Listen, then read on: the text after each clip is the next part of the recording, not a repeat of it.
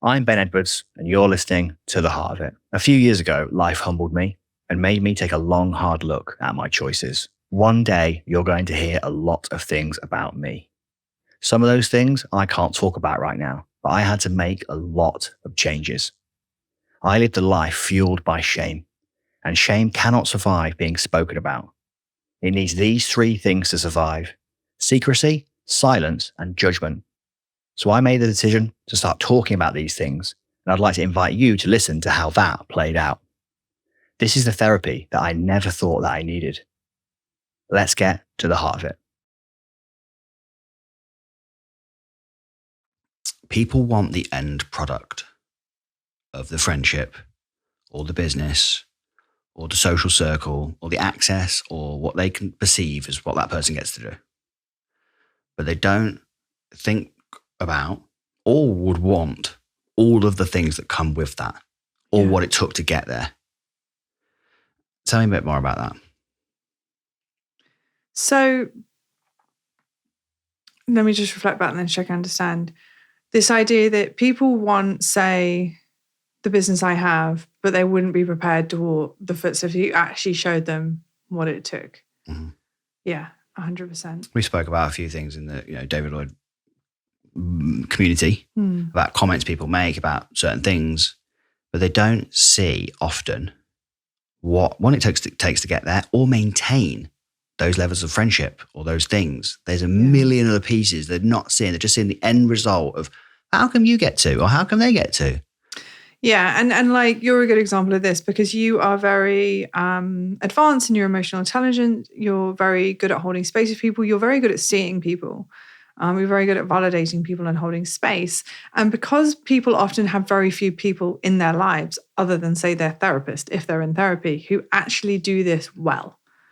I only probably have 3 friends in my life that I can be confident if I share them with them something, they will not judge me and they will do the space holding thing that we said and that they will hold space. So let's take you and where you're at. And people might look at you and go, well, why does he get to have this great friendship group and this great life and all of this stuff? But, for you had to really fuck up different areas of your life and go through great trauma in order to become the person you were today. Similarly with me, I would say a year ago, I've started talking about this year as a bit of a spiritual awakening for me. I never thought I'd use that term, but I think the level at which I've grown in 1 year compared to the previous 36 years of my life, I'm like, oh, this is what people talk about. What's your birthday soon? It is. Big 3-7. So if you kind of laid out the painful steps and the inner work you have to do and all of the, I guess, the stuff that brings up from your childhood and how muddy it is to wade through and how lonely that time can feel and how alone and completely under kind of equipped to deal with it all, to get to that point. People would be like, no, can I not just learn good marketing and sales to kind of get the money? And I think that's why in my head, I've always written this blog post. I've just never written it about the correlation between personal development and business growth. But for me, it goes hand in hand. So I would say if people are unsuccessful in business, they're unable to make money in the first place. For me, that's pointing to unresolved trauma that they're going to have to deal with to even make a single dime because they can't sell a service before they have dealt with either the ego, the confidence, the trauma, the patterns from their past. Without ruining people's confidence, how... I was just thinking it wasn't a very hopeful view, was it? Go resolve all of your childhood trauma before you'll make any money in business. I just mean a lot of people are just not very good. At marketing? Well, at marketing and coaching. They go on a qualification over the weekend or something. And then then they come out with the lingo. Yeah. And they're like, well, I'm a coach too. You're like, I mean, cool. Most of the time I'm not really a coach. I'm probably more of a mentor, I think. But it's the whole coaching thing. I really show people the thing I've done. I don't really go, hypothetically, what do you think? I'm like, so I took this business over here, so let me help you with the things I did and you do what you want with it. Yeah. Some are really bad. And I think that's what I was I don't want to say lucky. Like I did coaching, I was like, I'm good at this. And then I did marketing, I was like, I'm good at this. And then I did sales, I was like, I'm quite good at this. And like all of the pieces came together of like this natural skill set that lent to the path I was taking. Mm-hmm. And some people they're not naturally inclined to market, to coach, to even offer the service that they're saying they can do. When does that come to integrity? Well, I think that's a big piece of it because this came up recently in my team because we were talking about the next role we were going to hire, whether we were going to do it employed or contracted. And we were looking at like the price difference. And you pay people so much less when you employ them. Mm. There's this huge entitlement in the online space. Like, I'm charging what I'm worth. I'm charging what I'm worth, and that's X pounds an hour. And it's way like double the rate of an employed person. Because we're all in this space of like cheering each other up and going, yeah, you can charge whatever you want. Just say you do this. And I think there's a huge integrity piece. And I think these people will ultimately crumble or find it difficult to sustain because they won't be able to deliver on the kind of learnings they've had and kind of put forward. Literally had a conversation with somebody last week. And I said, most people, they're talking about beginning coaches. I said, most people are trying to sell to an avatar. They don't know. They don't understand. If you want to sell into somebody who's got money, you best go hang out with somebody who's got some money because you haven't even got a clue what world they're living in. I remember this clear in COVID. We had the marketing team helping some of our clients or whatever. And he said, after COVID, they'll all go back. I was like, you got such a poor man's mindset. And he was like, well, I explained to him what I would do. And he's like, that's a totally different. I was like, yes, because I'm the avatar. You're not. You're a 22-year-old. And he's cool, really knows stuff, very smart, but just not the avatar. Would not know what people would spend money on or do. But, on this same vein that we're talking, though, I would never have started my business if I'd heard this conversation. Because when I started my business, I'd done my coaching qualification. I was in a corporate role in marketing and sales. So I was selling educational software and it was quite a small company. So I was also heading up the marketing team.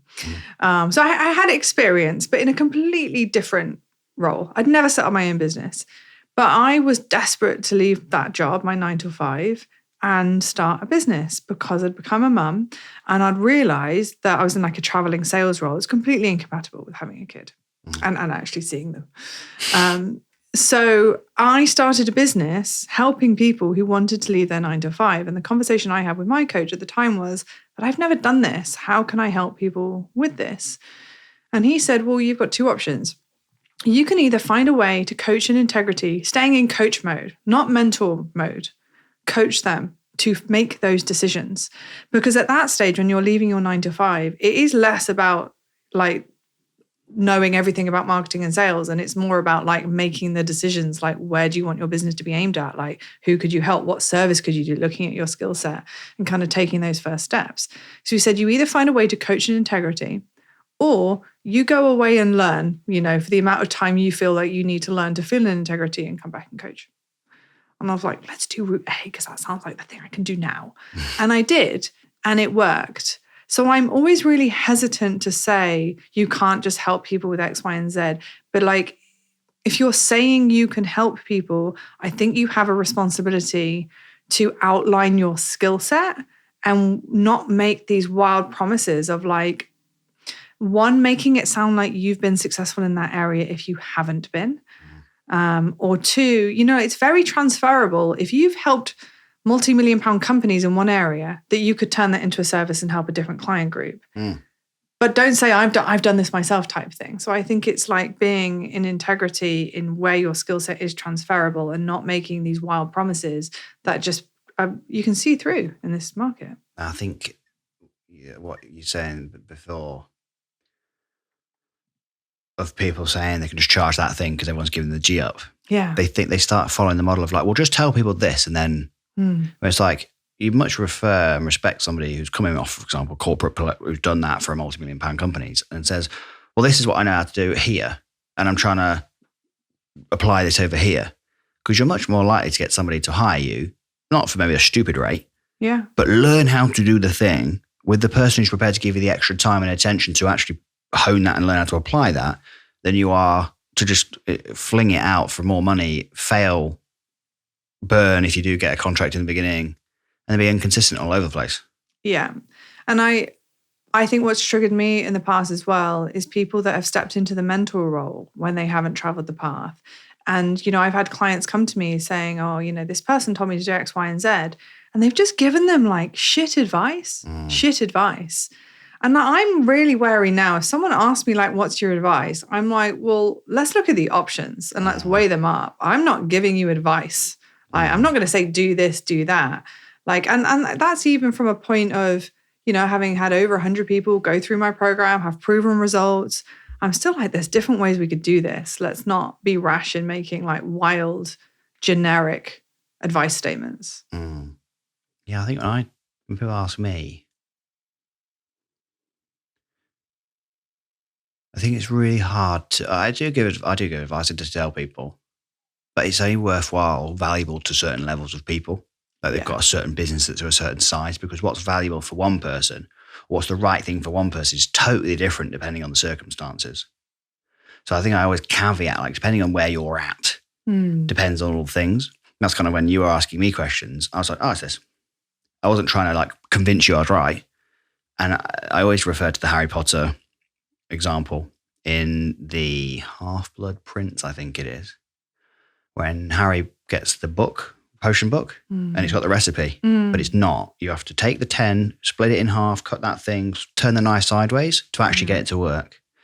And when someone can't explain to you why, or like the nuances in between, oh yeah, but when you do that, what'll happen is that thing will happen, and then this will happen, so you just have to do this. Yeah. So the person really knows. 100%. And this is what I find, like, I help people with messaging and niching quite a lot. And when they've been helped with someone quite unskilled at this, they haven't known the nuances.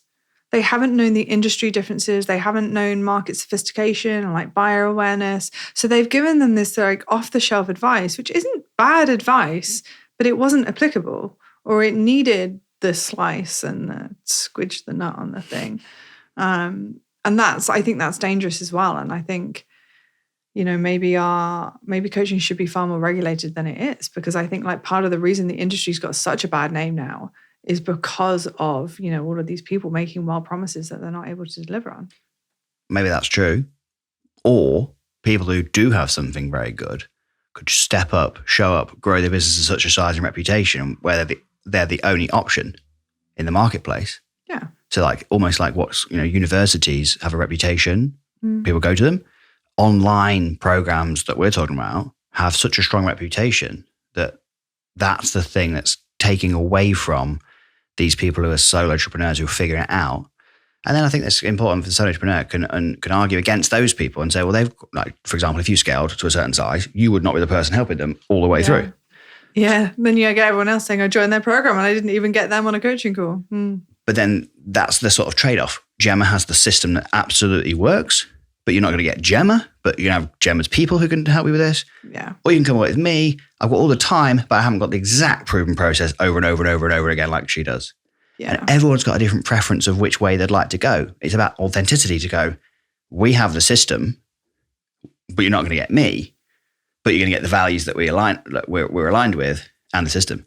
Or again, you could turn it whichever way is going to be beneficial, but you have to be authentic with that. 100%. And you also have to be aware that whatever way you do it, you're open to criticism and judgment. Yeah, absolutely. And people will just say the opposite thing. Literally. So what do people like? So tell us about what you actually do then. So you've obviously talked about business, talked a little bit about program, but what do you actually do? Yeah, so I'm, I guess, a marketing and sales coach. So I started off super generic, and I kind of really spoke to that experience of being a mum, leaving my 9 to 5. And for a few years, that space, I was just like, I built a big community of mums.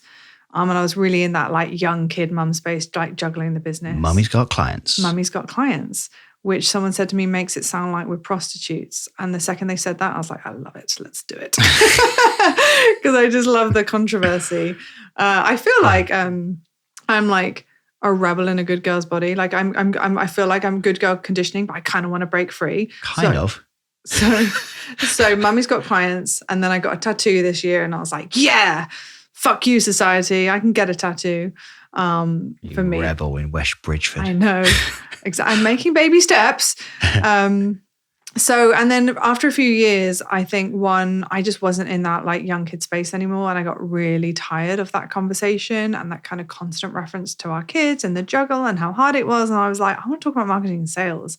And like, I felt more and more uncomfortable with like excluding men from my audience because for the whole safe space for mums kind of thing.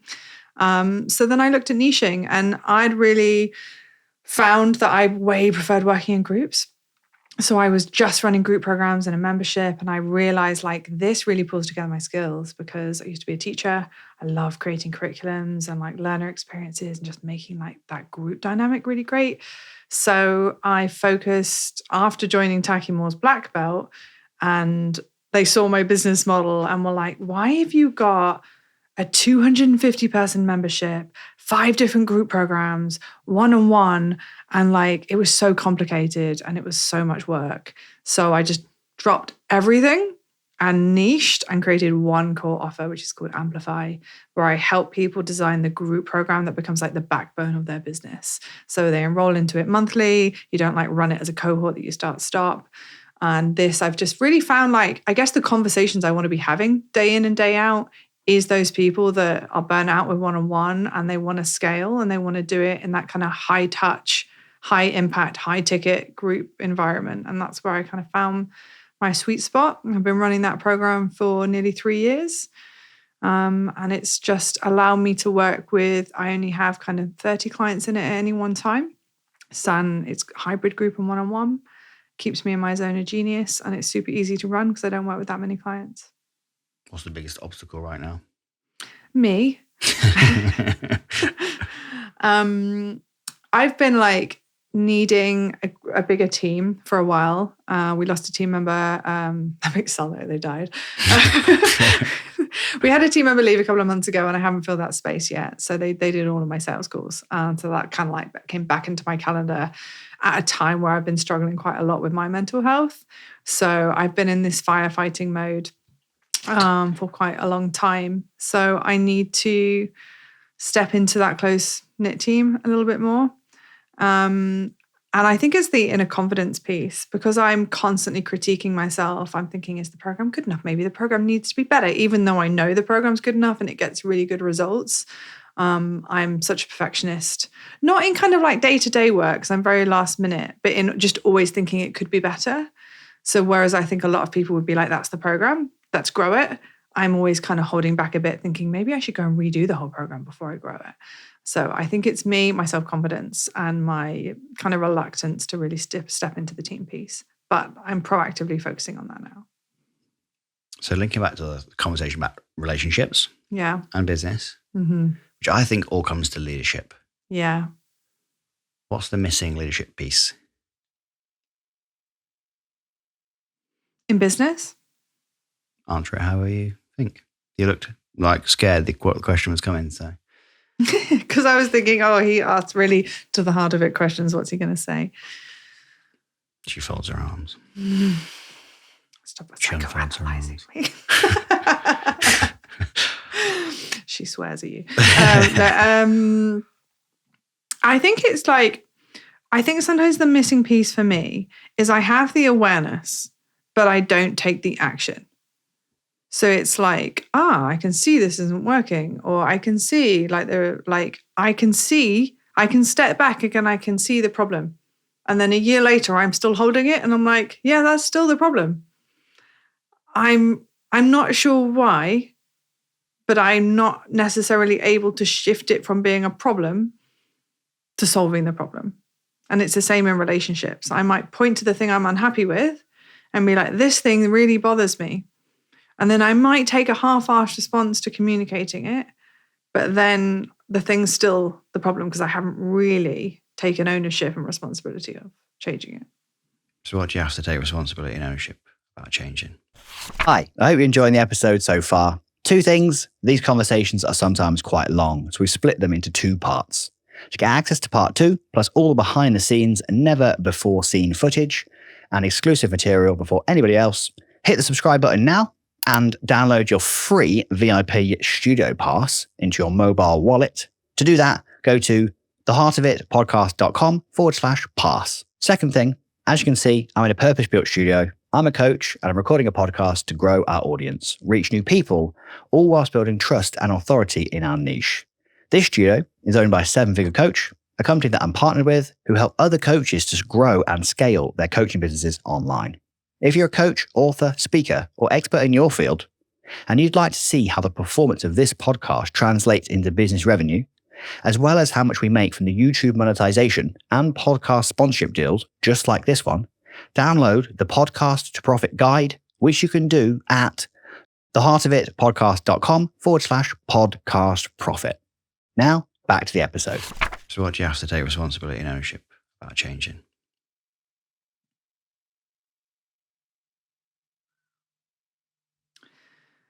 You mean the specific thing, or like how would I change that? Yeah, the thing that came up to mind before you thought, shit, I'm being recorded. I think ultimately it's the feeling that I'm not good enough. I'm like constantly trying to figure out like I can say philosophically, I think the program's good enough, but deep down I think, no, it's not. It's not good enough. So I think that comes down to feeling like I'm not good enough. I would, if someone ever said to you an accidental success, I'd be like, yeah, that's me. What about relationships? I think it's similar. I think I'm grappling with feelings that when I have emotions, that's an inconvenience to people. And I've been reflecting on like my childhood a lot and where that came from. But I still feel like that. So I feel like when I am unhappy, it's an inconvenience, even though, say my partner will reassure me that it's not, that, he's there to hold space for that. Ultimately, I feel like if the way I feel causes someone else displeasure or may cause them unhappiness, that's my responsibility. Is that the same thing you said earlier on about then going smaller and smaller? Yeah. Because what I would do in the past is if I sensed someone was unhappy, I'd shelve that part of myself. I'm trying to do that less. I'm more conscious of being myself. But then there's a societal conditioning that you have in your shoulder that says, but that's not okay. Who do you have to be loved?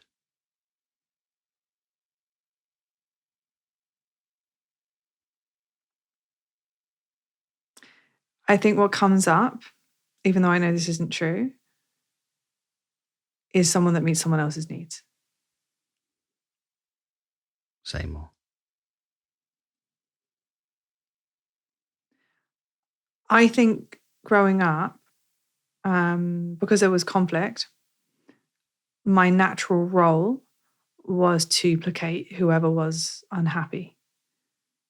And you repress your own emotions, but also grew up, in a generation where emotions weren't really seen as a good thing. They were sort of things you did in private. So kind of like, if you're grumpy, go to your room. Being made fun of for being a crybaby. I'm quite a highly sensitive person. My emotions are like right on the surface all of the time. I'm definitely a highly sensitive person. So like the conditioning of being called a crybaby and then trying to meet other people's needs and then dealing with my own emotions on my own. I think in my mind, when I've had more recently people show up and meet my needs, it's quite shocking. Like I'm surprised that people are willing to do it because I think I saw that as my role. Give me an example of that. My partner will go out of his way to make my day-to-day life easier and see my workload as shared, whether that's walking the dog, cleaning the house, like the acts of service one, because that's our shared love language. It's quite good when you have a partner where you accidentally share the same love language. I think that's been a lesson as well, is like the 5 love languages thing. I kind of wish I'd known before. Well, it was like a work in progress of learning this, is like, the way you express love isn't necessarily the way someone else receives it. And if you're kind of speaking a different love language to what they are, like if someone's giving you loads of physical touch, but your love language is acts of service, then you're not necessarily going to feel loved. That book had a big impact on me. But it's less clear what to do when you do have two people with other opposite love languages, because you both have to be proactively wanting to change, to like speak the other person's love language. When you have accidentally, like, you know, those couples where people are like, they've just been like crazy in love for like 30 years. How do they do that? Well, my guess, without knowing these couples, is they have a mutual love language, and therefore they're just like meeting each other's needs by being themselves. Because you can often tell someone's love language by the way they choose to express love. So when my partner does acts of service for me without being asked, the other thing he does is he does what he says. That was a really new thing for me. Like, he would say he would do something and he would do it. So that consistency and that predictability meets my needs for certainty and control. So just before we go on to certainty and control, what are the 5 love languages for people if they don't know them? Acts of service, like which people always kind of misunderstand. So it's like people doing things for you, such as walking the dog, loading the dishwasher, cleaning the house, like things that like you're like, oh my God, this person must really love me. They've done that thing I hate or whatever. Gifts, which doesn't necessarily mean like buying jewelry, but it's the fact that someone thought of you to buy the gift. Like a fridge magnet at an airport, for example. Yeah, super cute. Physical touch doesn't have to mean sex, but obviously involves sex. Then we've got quality time. And words of affirmation. Yeah. This is a book by Dr. Gary Chapman. Yeah. It's a game changer if people don't know. And I actually love all of them. I like, you know, I struggle with this for a bit, is that I think I really like quality time, physical touch, acts of service. I quite like it when people buy me gifts, like thoughtful ones, not like fancy ones that show they actually know me, like you said, and the words of affirmation for sure. Like, see, for me, words of affirmation is the last one. So I like them all too, but mine's acts of service and gifts joint top, and then quality time, physical touch joint second, and then last one, words of affirmation, because words are cheap to me. You can say anything, but what you're actually going to do. So acts of service for me, not just like house things like you mentioned, but for me, acts of service is someone who actually does something for me, especially when I'm in deep struggle. It's small things, same as gifts thing. It's often small things. If someone can turn up with a really nice, expensive thing, don't get me wrong, if it's, I would like that, but it's those small things. When I first met you, you'd always buy the coffees at David Lloyd on the app. You'd just be like, oh, you just sort it. Because especially at the time of my life I was like, my brain was like, it just, you just did something, and it was not about the finances, but it's solved the issue. So I didn't have to think about it. So that mutual matching of that need is huge. I think words of affirmation would have been my bottom, but like when someone does words of affirmation consistently and really well, my partner is very strong with words of affirmation, and in a way I didn't even know that I needed. He will validate, because like I'm quite negative and self-critical of myself. You will always share the opposite view. He will always share the opposite view, and he will do it so consistently. He will champion me with his words. I started to believe his view of me because of what he said. And so, I agree if they're insincere or they're cheap, but if they're consistent and matched with action, they mean a lot more to me. I think it's very important as well, like to understand which. My friend sent me a LinkedIn post yesterday, day before, about your personal board. I've heard it before in a different context about your people around you, your immediate team, not like work team, but team, partner, whoever. And one of the roles being a cheerleader. And obviously the other things that come in. I think people don't realize the impact of having certain people in their life. To do a certain role. I don't mean like a work role, but play a part so that it gives you that level of certainty or uncertainty or significance or whatever it is that you need to be successful or to operate. Yeah. And I think the more you as an entrepreneur get to a level of success, I didn't realize these things as much as a lot of my success was enabled by the team around me, the people around me, even if just the belief in you. Yeah, 100%. I was talking to my friend about, he listened to Alex Hormozy talking to Steve Bartlett for the first time, which, when people have not really heard these people before, they're like, oh, who are these people? Like Alex Hormozy is obviously like a goat.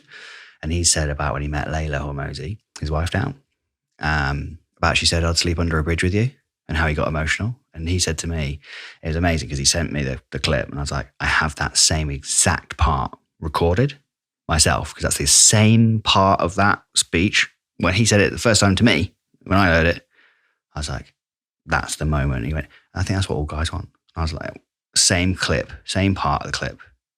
And he said how much he wants that.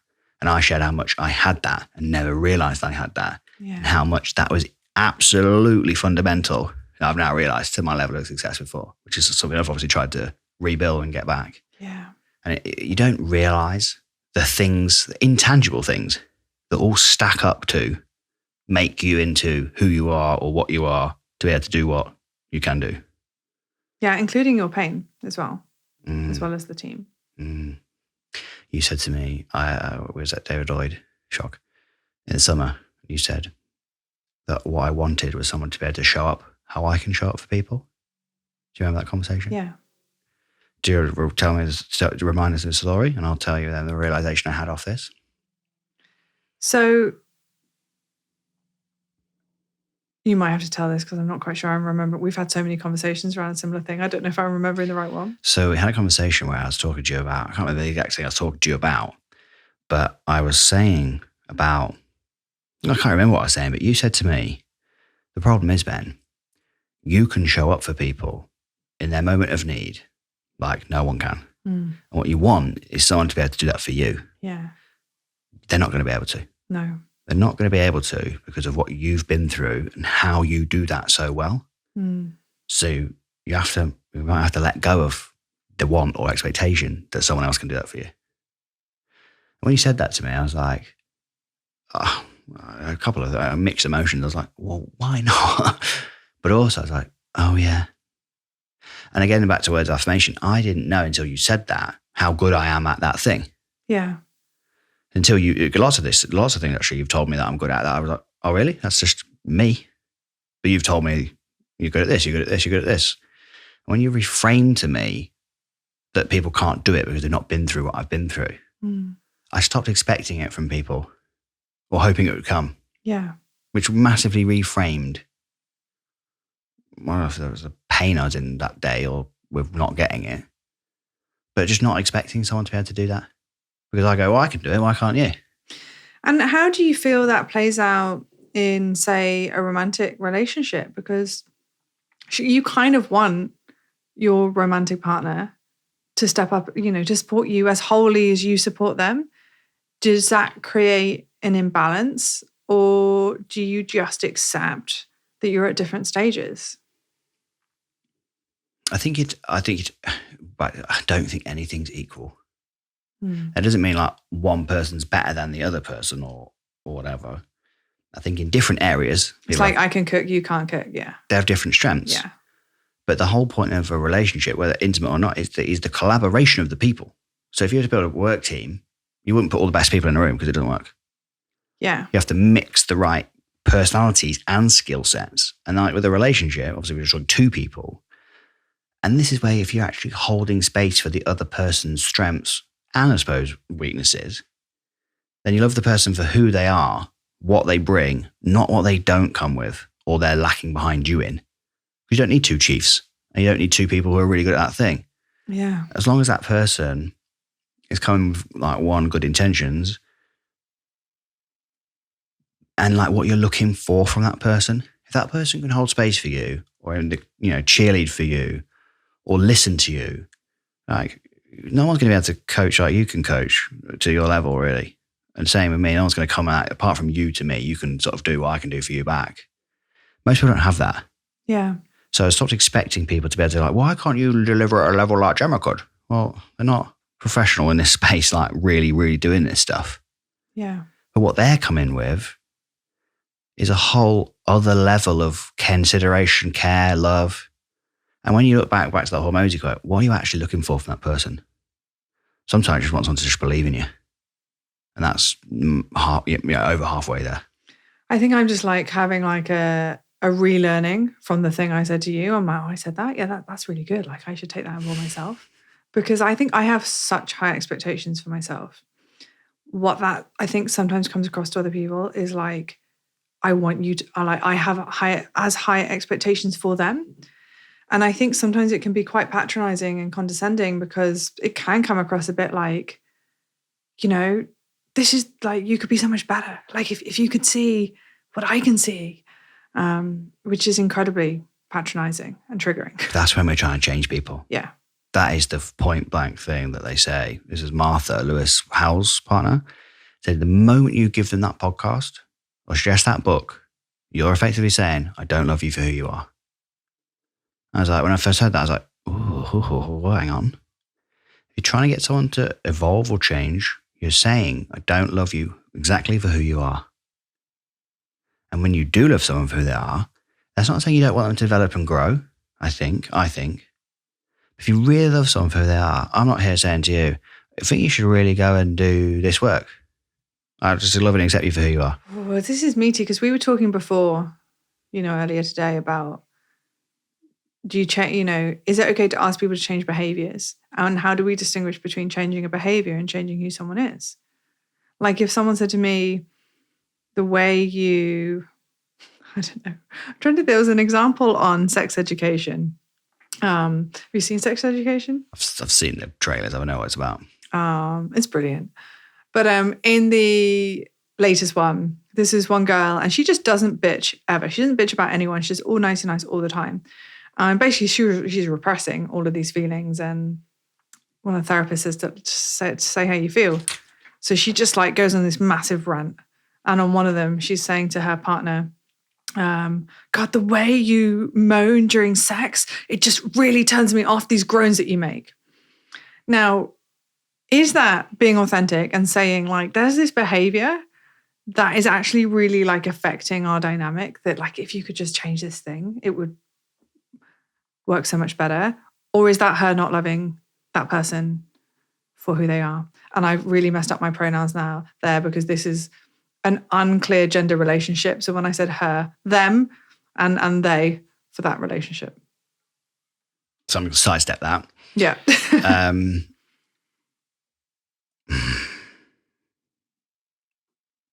I don't know if there's right and wrong. But often when we don't want to say it, it's because we know the answer. So I think if someone's acting in a way, or someone is a way, which, is it actions, is it behavior, is it who they are? Behavior can change. So can someone who someone is, I suppose, with skills, with enhancements of skills. I'm just thinking this through as I say it, so it's not really the most cohesive sentence I've ever said.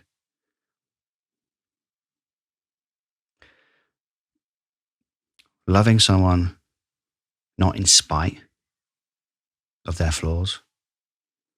Loving someone because of their flaws is a very powerful but very different thing.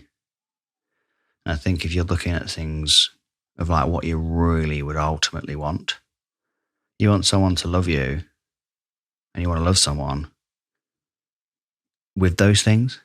The fact they do those things, like if you were looking on Tinder, would you swipe for someone who did that thing? You'd be like, no. But when you have that person in front of you that you love and you have that relationship with, the same things you would be like, oh, never. You're like, well, when they did, and you realize you catch yourself like, that thing really, oh, not my style usually. But when you have somebody who is that, you're like, yeah, but then you start defending it or speaking or justifying it. And when someone goes to you, a friend might say to you, but they're, and you're like, yeah, but they're. It's different. It's different with them. Yeah. Because it is. Because who they are is someone that you love. Yeah. With their, not flaws or faults, but because of those things, all of the things that make them up. And I think that's where you're stepping into a different landscape. But I do think like there's such room for growth in relationships. And like when you're in a relationship where you have open communication and you're giving feedback and you're both open to feedback, like my partner gave me feedback on like when we argue, sometimes I go into quite like a directive kind of masculine energy and it doesn't help, it kind of escalates the situation. That's been really valuable feedback for me because I don't always catch it in the moment, but I do self-reflect often in the moment. I'm like, oh, I'm doing that thing. And I know if I soften, often then we can actually lead to resolution rather than escalating. Now you could say, oh, well, shouldn't we just like, oh, I love it, Gemma, when she just goes all like directive and masculine in an argument? Or is that actually like, we're not actually being conscious about I wasn't being conscious about that behavior. So it's shining a light on that behavior. Not the other person saying, I don't love you for it, but saying, hey, I notice like this behavior that does tend to trigger me as well and lead to this. Like, and we're reflecting on this as a couple and like how we can be better so we don't trigger each other, or so we're actually reflecting on the triggers. I think it's there's no right and wrong. The thing that's coming up, so listen to Martha, just quoting her again. She said when she was dating, before she met Lewis, and when she met Lewis, if she'd have met somebody who was a shouter, that would have been a no for her because of her childhood and different experiences. That's a no. No, that's a non-negotiable. Mm. So if she'd have communicated, she said, I wouldn't have been communicating. Can you try and work on your... That's a no. Yeah. Other things for her might be a thing that you're saying where, oh, well, that's not I would like it if we can communicate like this and this and this. Yeah. But I think we're now talking about really developed, emotionally aware people who are now working on fine-tuning. Tweaks. Yeah. Fine-tuning versus somebody, you cannot drag them. If you're a person who's there and you're like, back to that phrase, if only you could see. Yeah. That's, I think, the phrase that we should be conscious of. Yeah. Because they're not looking. If I said to you, the way you could approach this would be that you'd take it, play with it, see if it worked for you or not. But that's why my only non-negotiable really is someone willing to do the work. Like they're open. Is that actually true? No, I've got more. And I think this is like back to what you said before you moved on. You said you value certainty and control. Yeah. So when I did this activity from Dare to Lead, Brené Brown's leadership book, she said people write down their values and they usually have between 10 to 15. And then when you ask them to get to the 2 that drive everything, they struggle. Yeah. But there are 2. And mine are connection and belonging / acceptance. So if you track back to everything I ever do, it's to really try and get connection or acceptance / belonging. Yeah. All the other things, like people go, my family are most important. It might be the most important, but you're not fun, bold. Yeah. That doesn't drive your behavior. No. Whereas when you look back to almost everything I do, it's but driven by one of those values. Yeah. So how much does that have to overlap or align with a partner? I think that's the most important thing. I think, you used to say this thing or still say it, you and your partner should want to do the same thing in a similar way. Can you remind me of that phrase? Yeah. So you want to be going to the same place. So share the same vision. So if you're in a relationship or friendship or a work thing, we want to go to the same place. We have the same vision of where we're trying to go. We're trying to get there in the same way. So we share the same values and beliefs around the way that should be done. And we share the same interests. So we're going to have hobbies along the way, things to talk about. Yeah. If you don't share those, I think you're fundamentally flawed from the beginning. Yeah. Because if I said to you, like I said about the primary goal is to stay in the friendship, if your primary goal was to win, when we're looking at the objective, I'm going to be looking after you in our friendship. Yeah. You're just going to be trying to smash. And that's what I used to be more like. I'm like, well, winning I thought was the most important. Getting the thing was I thought was the more important. Now I realize it's not. Yeah. Because not at that cost. Yeah. Which I didn't have had that little caveat installed into my flowchart. Yeah, 100%. So I think the shared goal, doing similar things in a similar way, like the values, those 2 core driving values are like underpin all of that. Because if one of you is doing it honestly and one of you is doing it dishonestly, that's going to clash. You're not doing it in a similar way. Go on. I was going to say, but also like you'll just constantly be fighting to want, say the interest thing, but I want to do this, but I want to do this. And then you start living separate lives, which can be healthy in a respect in like the 2 guitar strings, but it's like, where are you overlapping? And I feel like when you have kids as well, too often the overlap is just the kids. It's not enough. And I said something the other day, I just want to have somebody who you want to do nothing with. Yeah. But when you find somebody who, it's not about the thing you're going to do, because they might want to go this something that you're not interested in, but you don't want to go to that particular market thing or whatever. But you want to just do what they want to do for that moment to make, because not just to make them happy. You want to do the things because that's what they would like. 100%. So then you stop going, well, I'm doing this for you. So because that's the transactional thing. You go, when I do this for you, the sort of stealth expectation is when it's my turn, you're going to do the thing I want to do. And when you don't, I'm going to be cross at you because no one spoke about it. And therefore I'm now expecting you to do something because I did for you that I didn't really want to do. Never really said it. Whereas when you actually like the person you're with, you go and do the things and you're not going, well, I had to fucking sit in that car for that long, watched that thing. I definitely used to be one of these people, just to reframe. I'd be like cross, getting stuck in car parks or whatever. Now I'm like, I'm just happy to be with you out.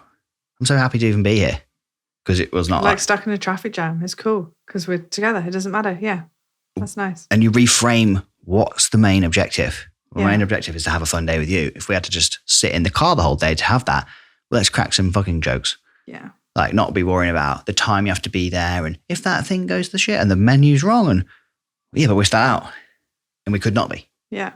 I think that's a big shift I've had, which I think everyone's in such a rush to get the thing that doesn't even exist to talk about with their friends they don't even like on a social media platform that they wish they didn't have. 100%. Like my best investment this year was a hot tub. It's like an inflatable thing. It's like 350 quid. And that means that like, I don't know, maybe more in the summer, but now maybe like 2 or 3 nights out of 7, me and my partner sit in the hot tub and look at the stars. That's it. There's no like turn on the TV and watch it till your brain's done. There's no like rush through whatever activity, like going out for dinner for the sake of going out for dinner. It's like, what would it look like just to be and to be present and to prioritize connection? And I think, everyone moves too fast. And I think to me as well, I was scared to slow down because I hadn't sat still, and to sit still meant me actually dealing with some of my mental health struggles. And that's why I think as well, this year's been quite uncomfortable for me because I have stopped. Sometimes like because I couldn't do anything because I wasn't in a space to. And a friend of mine said to me recently, you're scared of the silence. And he was 100% right, because I like a mini win. Like I am so uncomfortable in like, I guess just spending time on my own that I didn't have like a single night of the week where I was just completely on my own. And now I have Wednesdays. And I still find it weird every time I get there. I'm like, does anybody need me? Like, is the dog, the kid, like my partner, like, is everyone happy? Before I can even like turn to myself. And then when you turn to yourself and you feel pain, you're like, it's just way more fun meeting other people's needs. Why do I want to turn inward and like deal with some of the stuff? Because that's where doing the actual work comes in. So I'd say I've still only like 1 foot into doing the work. I was forced Yeah. into that. And then I couldn't stay in that place. So literally just had to. And people have said for years, being on your own is the best thing that ever happened to you. Like, well, cool story, but no. Yeah. Yeah. And then you realise, I did, when you've been on your own now for quite a long time, you really know, not just relationship-wise, but you really know what you want, what kind of things you're prepared to tolerate, take.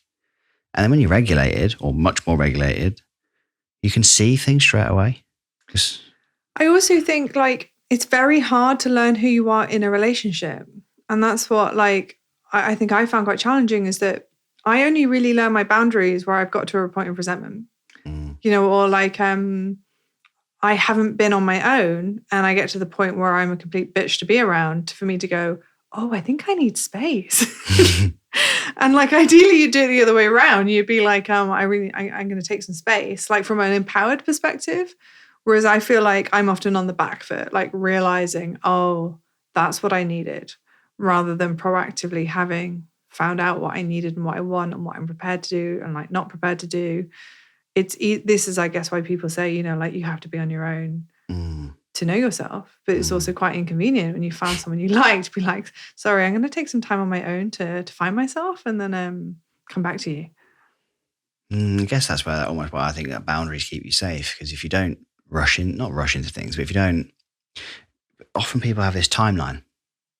of like, you meet someone, there's these preconceived dates that they have to Yeah. go on, and they're going to fall into this flow, and your friends will start saying, well, why are you not? And then if you kind of live a different lifestyle where your friends are not like that, they're like, I'm just doing me all the time. Yeah. But if you're not in that, you don't have those people around you, you can quite easily fall into what you think you should do at a pace that you think is the pace, versus just getting to know people, friendship or more, just in such a different way. I think we're going, more unconventional relationship forms are becoming more normal, but I still think like the conditioning of society that you meet someone, you get married, you have kids is so the norm, and there's judgment. I think the problem always comes back to judgment. If you don't have kids, why are you not having kids? If you have kids late, do you know you're going to run out of time? There's always judgment. And I think because of the conditioning and the judgment, you get to that point where you've lost touch of what you want because you're so aware of, well, sometimes not even aware, you're just acting on autopilot, or you're so aware of the judgment around you, you lose touch of what you actually want. And I think this is why people kind of have, what we call like a midlife crisis. I've just decided this on the spot. This isn't a well thought out thing. Because you realize you're not living in an aligned way. You didn't want the things that you thought you wanted. And now you actually give less of a shit than you did before. And you're like, what the fuck am I doing? And that's what happened to me in my corporate job. I'd literally blindly gone up this ladder, had a kid, which completely reshaped my value system. And I was like, this is bullshit. I don't want to work 12-hour days and do a traveling role and not see my kid. I don't want a job at all. And this is, I think, like women feeling really in conflict between like the career and the mother identity piece. It's all conditioning. I think so much of this is, we talked about the awake thing. Oh, for me, I'm giving a new definition. It's becoming aware of what is conditioning or, childhood, and what is you and what you actually want now. I just had a vision. It is the judgments of other people of what they think you should live like. Yeah.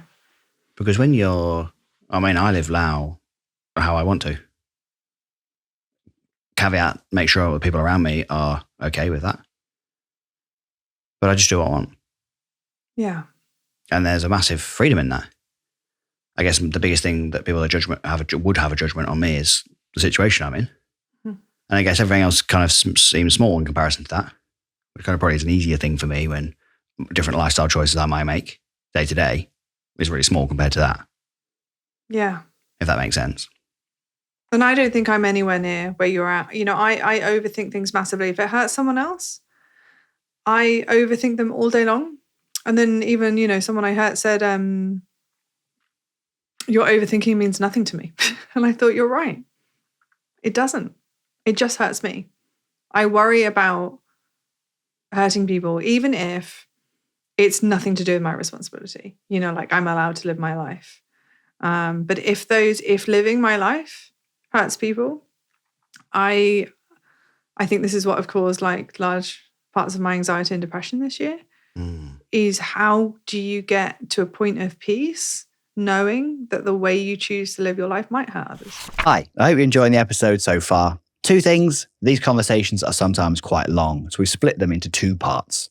To get access to part 2, plus all the behind the scenes and never before seen footage and exclusive material before anybody else, hit the subscribe button now and download your free VIP studio pass into your mobile wallet. To do that, go to theheartofitpodcast.com/pass. Second thing, as you can see, I'm in a purpose-built studio. I'm a coach and I'm recording a podcast to grow our audience, reach new people, all whilst building trust and authority in our niche. This studio is owned by a 7-figure coach, a company that I'm partnered with who help other coaches to grow and scale their coaching businesses online. If you're a coach, author, speaker, or expert in your field, and you'd like to see how the performance of this podcast translates into business revenue, as well as how much we make from the YouTube monetization and podcast sponsorship deals, just like this one, download the Podcast to Profit Guide, which you can do at theheartofitpodcast.com/podcast profit. Now, back to the episode. I think this is what have caused like large parts of my anxiety and depression this year. Is how do you get to a point of peace knowing that the way you choose to live your life might hurt others? And like we can compare this to someone who's maybe got like super religious parents and they choose to live outside that religion. And like just by being you, or someone that's gay and their parents can't reach peace with that. And like, so every day you live with this shame of the conditioning you were brought up with and then choosing to live differently. How do you get to a point where you feel no more shame and judgment and just be at peace with the way you live? Well, I think shame can't survive being spoken about. Oh, that's good. It's not mine, it's Brené's. Shame cannot, all you need to give shame to grow is secrecy, silence, and judgment. Yeah. And I think, even just thinking about my own situation, which I can't go into right now,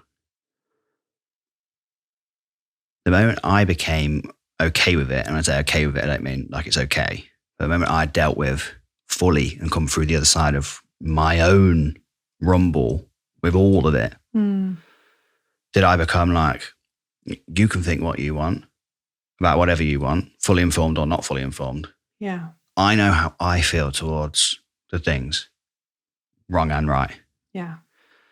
And then speaking about those things, you can throw stones all you want. And I said this to someone the other day here. If it takes people to say things about me to get not even just my point, the point of what kind of stuff comes up for people that causes enormous issues in life. Yeah. For people in relationships, especially. And that takes me to get stones thrown at me, then so be it. But I have to be able to talk about it. But then the question comes, I think it ties into your question. What about when you want to share and other people may not want you to share, which you can obviously probably relate to? I know they're obviously different situations, but they almost potentially, I don't know this for a fact, but people might not want it the other way around. They want to be able to say what they want to say. Yeah. But they don't want you to be able to say what you want to say, because it might not make them look, well, I don't even know that's the case. But just how do the two sides of that coexist? I think it's really challenging. And it's something I've really struggled with myself because I'm so open.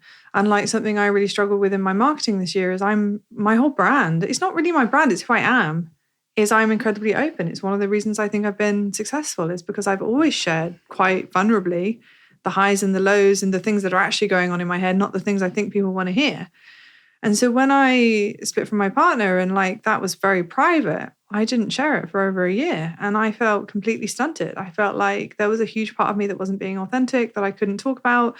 And, if the other side is quite private and doesn't want that shared as well, it becomes very, very challenging. For me, because I'm openly reflecting on myself and doing the work, I've reached a point where I really couldn't give a fuck what anybody knows about me. I'm sure there's parts of this could be challenged, but I'm like...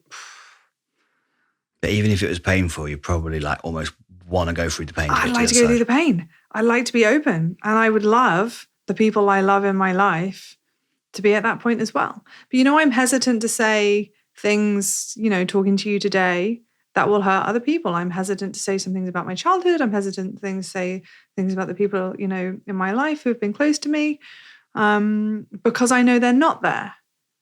And so I feel I have a responsibility to honor who they are and the place they are at the same time, trying to baby step my way into being able to speak my truth and what's relevant to me. And I think that does affect the authenticity because there's examples I would have loved to give today that put more color into some of the things we've talked about that I don't feel able to share. And I can say the same thing. Yeah. Mine's a time thing. I will share when I'm able to. I think mine's a time thing too, but more to do with me. When I'm too close to the pain, I think there needs to be some distance and some growth. Well, I wouldn't have had the opinions that I hold in the same time frame where you are at after your event. Yeah. I think you have to get to the place. Someone was asking me, another coach was trying to, talk to me about, coaching program. I was like, but you haven't crossed the bridge yet. You have to get to the other side and be really on that firm footing to then be able to talk about it in a way that's not flashlighting on other people because you're still trying to work it out by telling them. 100%.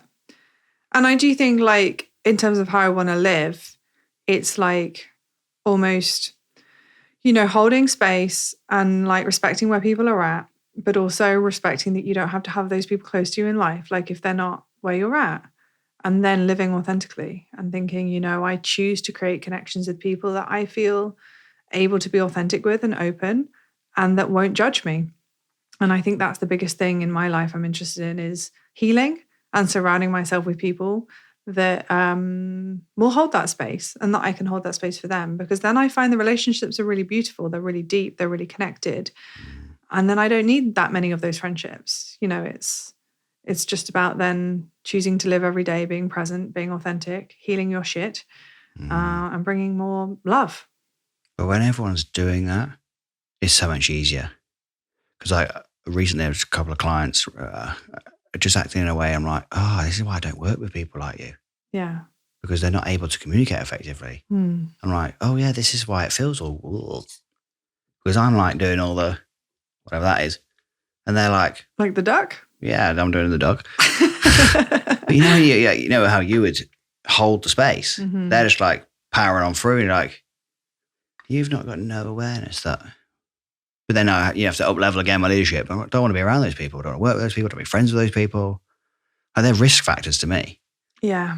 Because it takes a lot to sort of stay in that place. 100%.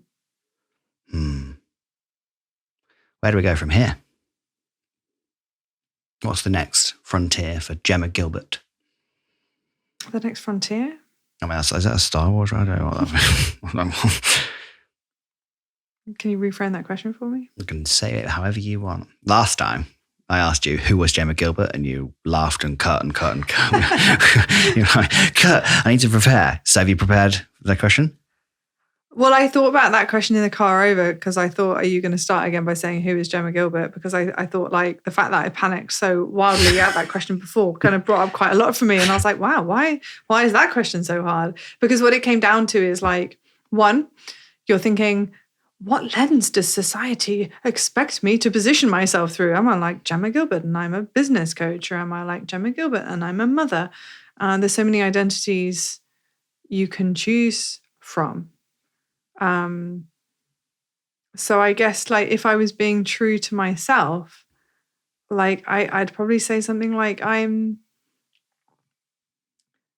somebody that is just really committed right now to healing parts of myself that have felt unresolved and showing up in my relationships as authentically me as I can be and seeking out experiences in life that feel fulfilling. It feels like a little bit simple, but like, that's it. Who would you say I am? I would say your values that you shared really connect with me. You are someone that seeks connection. And I think you are also striving to feel safe and that you want to spend your days with people that make you feel safe, giving back to them in a way that sometimes I think you almost like, not are doing because you have to, but like, you feel like it's your job to put good in the world, maybe because of past hurt that you may feel you've caused, that you are someone that's dedicated to making others feel good or like holding space for those people and like living by that authenticity every day that maybe you haven't felt you've had in the past. I feel like I see you as someone that takes every day by day, trying to live by the truth. You know how we said it's so much easier. We were talking in the last one we did about how it's so much easier to live by the truth if that happens to be what you want to do. But when it's not what you want to do and like sometimes really challenging things come up and then you have to do the things you don't want to do and have the difficult conversations, you are someone for me that really leads by example of doing the difficult thing even when it's difficult. I don't know many people that do that, including me. Give me an example. Without sharing anything. Be careful. If you feel you have a relationship in your life which is crossing one of your boundaries, even though you really value that relationship, you'll have the conversation with the person to let them know where your boundary is. And that often means letting go of instant pleasure for longer term safety. Why do you think don't do that? Because the quote I told you earlier of the compassion without honesty is manipulation. I sometimes think lying or minimizing the truth to make someone feel better is compassionate. Whereas I realized that it is really fucking patronizing and it's manipulation. You're manipulating. And I notice how often I do that automatically. I automatically minimize. I think this all comes back to my childhood and placating and wanting everyone to be happy. And if there's conflict or people not being unhappy, for me, someone being unhappy is the worst thing in the world. That's the thing I'm trying to work through, is that, I don't actually have control over that and it's not my responsibility. But if someone is unhappy, I want to take that away. And if I can take that away by not saying the thing, that's my go-to. And I used to be exactly the same as that. Yeah. Obviously, the alternative for me was quite drastic. 100%. And there's a book, the book You Wish Your Parents Had Read, that I'm reading at the moment. And she even talks about how, it's a really good book. She talks about how distracting kids when they're in pain is not a sensible technique, because you're basically coping them to ignore the thing that hurts, and how it's also not a good technique to lie about time, 10 minutes when it's actually 45 minutes. All of these things we do to try and ease pain in the short term don't allow you to actually process pain. And I was noticing how, it's really informed. All of this comes back to being a mother as well, and how much I really want to show up for my son and be the best mother I can be. And that means learning the things that I do, which I think are very loving, aren't going to serve him in the long run. Yeah, it reminds me of something I said to someone at the weekend. Children don't just listen to what you say. Yeah. They see what you do. 100%. And how you show up for yourself is enormous. And you said there about leading by example. By having the difficult conversations. I think, of course, the alternative, as I say, was drastic. Therefore, I'm never leaving it unsaid. It's getting on the table and getting spoken about right now. Yeah. Then no issue. Well, hopefully no issue can come because everyone's on the page. Even if it's a bad page, we're on the page. Everyone knows what the crack is. Because I used to be like, well, the short term, and then the long term was way worse. Don't want that again. Something my friend said to me at the weekend. If you want to be a role model, I don't want to say want to be a role model, but when you have kind of personality and influence that I have on people and have created in a friendship group, I was told, and I do agree, I think, I didn't at the time, by a therapist, comes with responsibility. And you can say, no, they're responsible, and they are, but so are you. Someone said to me, she said to me, a therapist, you're an adult. It's your job to know. And I was like, rejected that statement for quite a while. Yeah. Until I was like, oh yeah, no, it is my job to know. It's a bit like your people-pleasing friend. You said, it's your job to be aware of their needs. I have an awareness as a coach and someone with 6,000 people on my email list. When I write an email, I have a responsibility with what I say, because I have people choose the business model I do because of what I say. So I feel like I have great responsibility to say, let's consider everything here. Don't just blindly do what I do.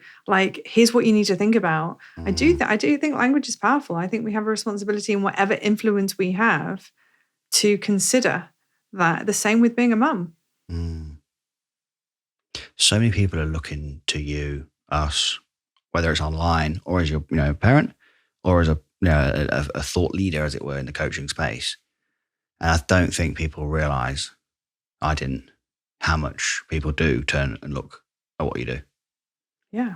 Even friends now, that people ask me to keep them accountable with getting up and being product, with the performance stuff. And I thought everyone was just like me, but they're not. No. I do it every day without, but I'm not trying. It just is part of who I am. But I realized that when people said they do it, they don't really mean they do it like I do it. They just do it, try to do it a little bit and not really get there. Yeah. And I realized that you have to hold space for that development of their self. Yeah. And what they're looking to you for is not what you would want. Yeah. which is like my favorite, the brute force way to get the thing. 100%. So last question. Mm-hmm. You know the book ethos is, so I won't go into all of those.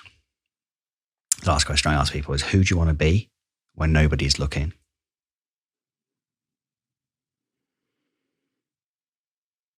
I think like the answer to this is like, I want to be the same person when nobody's looking that I am when they are looking.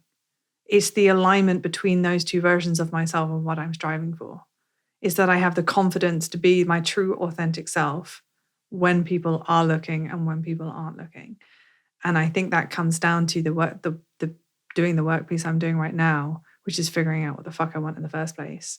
And like, what are those core guiding values? And I know that one of them is authenticity. It's the honesty piece. You can phrase it in different ways. It's that openness, honesty, authenticity piece. That's the piece that I'm currently working on practicing day in and day out. Like yesterday at my kids' party, one of the mums, I didn't even think about it, but I'd taken like my jumper off and my tattoo was showing, and my tattoo is like a naked woman based on my body. And she was like, "Oh, it's super courageous. You got a tattoo. Like, does it mean anything?" And so much of me wanted to minimize the truth, which is like, I've had a really fucking hard year, and this represents my connection to my body, my femininity, stepping out of the flames and becoming truly authentically myself, and my connection with the universe and Mother Nature. And I just said it, and she was a bit like, "Oh." Did you accept that? Did she like that? I think she was accepting of it. She was like, I think she found it interesting. I don't really know how she took that. And then I said, and it's kind of a, two fingers up at society and like that good girl conditioning. It's like, for me, it was representing something I'd always wanted to have done, but didn't do because of this idea that like, yeah, I don't know. It's weird that tattoos are bad. Rebels get to, I don't even, this thing I don't even believe. So it's like being able to show up in that moment and say the thing and feel comfortable with saying the thing and not like second guess it. So I'm still at the kind of space of like second guessing saying the thing. And should I say the thing? Is it appropriate to say the thing? And I really want to feel more self-confident, being myself and truly myself, and just trusting everything else will be okay. Well, my best friend is Tristan. He always says, you are your own best filter. Because what I've learned is the more I've just been really boom with the stuff, you find out quickly if they're your people. 100%. And if they're not, who cares? Who cares? I don't want to have surface level chat anyway. So I may as well say the actual thing. And they'll either be like, this is someone I want to hang around with, or they'll be like, I'll stay away from her at the next party, and that's cool. Like men, certainly, that have conversations with a sauna, as soon as they realise there's a space they can talk about this stuff, they do. Women do too. But people are just not used to it. No. Not used to it at all, which is nice when people do step into it. Yeah. So, the actual thing is, and maybe is to say, and links back to your name of the podcast, which will wrap this episode up nicely, is that I want to have the confidence or the trust to go to the heart of it in every area of my life without fear. I'm going to ask you about that next time you're here. Thanks so much for coming on. Thanks for having me. You're welcome. Where can people find you? You should get on my email list because it's my most authentic communication channel. So just go to gemmagilbert.com and click on the big free guide, even if you don't want it. What's your Instagram? At Gemma Gilbert Coaching. And then last thing before you go, what's the one thing that you don't want people to know about you? Surprise question at the end there.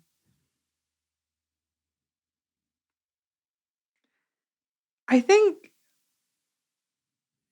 deep down, I don't want people to know how much I second guess and doubt myself because I think it makes me seem weak. You struggle to be perceived as weak? Yeah. Why?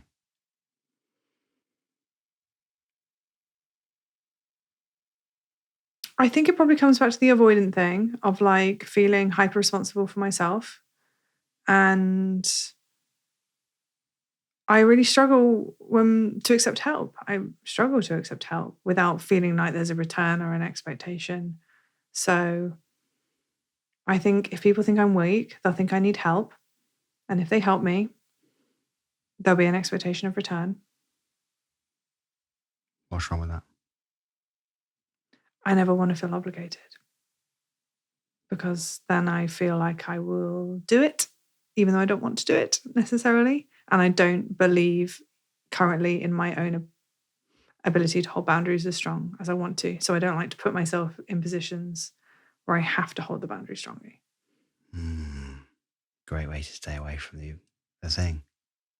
Someone said to me, Jess, coach who's on the podcast, she said to me, when we struggle to accept help, we're denying our own need. And I was like, She went on to explain it in quite a nice way. And I thought of all the times I've tried to help other people, it's actually I'm just rejecting my own needs in that moment. Yeah. Which kind of made me reframe. Oh, I think there's a balance of accepting and giving. 100%. I don't know what the balance is. No, neither do I. But I think there is. 100%. Yeah. Yeah, because I'm constantly like, if someone gives to me too much, I'm like, is it equal? Have I given to you enough? Yeah. I'm far more comfortable giving than I am receiving. On that note. On that note, we will go. Cut.